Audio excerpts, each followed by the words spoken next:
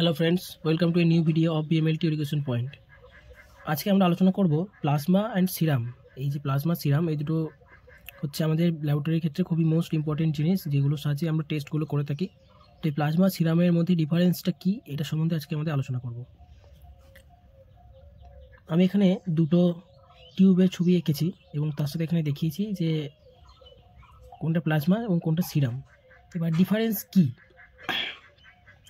Plasma actually কী? Plasma হচ্ছে, এগুলো হচ্ছে সবই liquid portion of blood, but plasma actually কী হয় যখন সেন্ট্রিফিউজ করি, সেন্ট্রিফিউজেশন ডান উইথ অ্যান্টিকোয়াগুলেন্ট।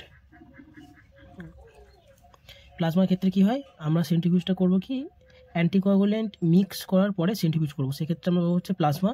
আর সিরামের ক্ষেত্রে কী হয়, সিরামের ক্ষেত্রে হচ্ছে সেন্ট্রিফিউজেশন ডান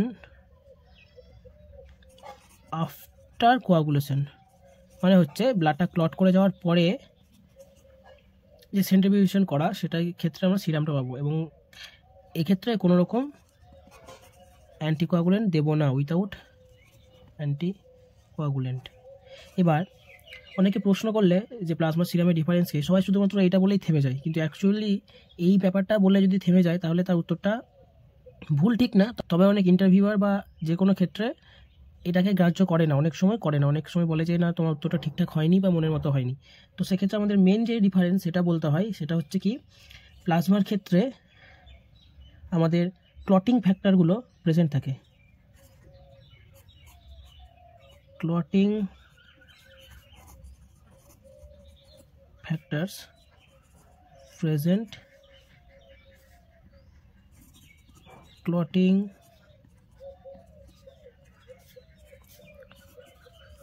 ফ্যাক্টর অ্যাবসেন্ট। এবার এই ক্লটিং ফ্যাক্টর কেন প্রেজেন্ট থাকে প্লাজমার মধ্যে? ক্লটিং ফ্যাক্টর প্রেজেন্ট ফিব্রিনোজেন, এটা অনেক সময় বলে যে ফিব্রিনোজেন প্রেজেন্ট থাকে, এটাতে ফিব্রিনোজেন অ্যাবসেন্ট থাকে। তো ক্লটিং ফ্যাক্টরটা কেন এখানে প্রেজেন্ট থাকছে? যখনই আমরা এখানে অ্যান্টিকোয়াগুলেন্ট দিয়ে দিচ্ছি, মিনস আমরা ব্লাডটাকে ক্লট করতে দিচ্ছি না, অ্যান্টিকোয়াগুলেন্ট দিয়ে ক্যালসিয়ামের সাথে বাইন্ড করে ব্লাডটাকে আমরা ক্লট করতে দিচ্ছি না, তখনই কী হয়, ব্লাড ক্লট করে গেলে কী হবে, ক্লটিং ফ্যাক্টরগুলো কাজ করে যাচ্ছে। আর ক্লট করা যদি আমরা আটকে দিই তাহলে ক্লটিং ফ্যাক্টরগুলো কিন্তু কাজ করতে পারছে না, তাহলে ক্লটিং ফ্যাক্টরগুলো থেকে যাচ্ছে। আবার সিরামের ক্ষেত্রে ঠিক উল্টোটা, সিরামের ক্ষেত্রে কী হয়, সিরামের ক্ষেত্রে আমরা ব্লাডটাকে ক্লট করতে দিই, তারপরে আমরা সেন্ট্রিফিউজ করে সিরামটাকে পাই। তো সেক্ষেত্রে কী হচ্ছে, যেহেতু ব্লাডটা ক্লট করে যাচ্ছে, ব্লাডটা ক্লট করার ক্ষেত্রে কী হচ্ছে, ক্লটিং ফ্যাক্টরগুলো প্রত্যেকটা ক্লটিং ফ্যাক্টরই কাজ করছে, সেই জন্য আমরা সিরাম থেকে ক্লটিং ফ্যাক্টর পাই না। তো এইটি হচ্ছে মেন ডিফারেন্স এক্ষেত্রে। আর এই প্লাজমা হচ্ছে 55% of blood volume, takes 55% of blood volume, আর এটা হচ্ছে খুবই কম থাকে, এটা less volume of the blood.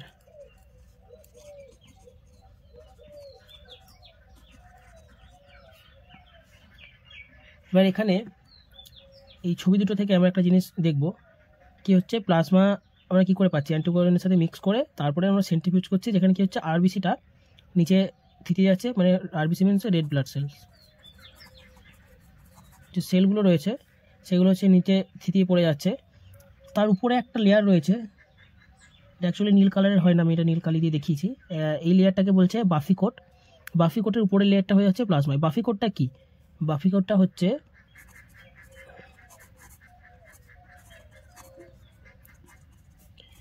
Thin layer of WBC and platelet.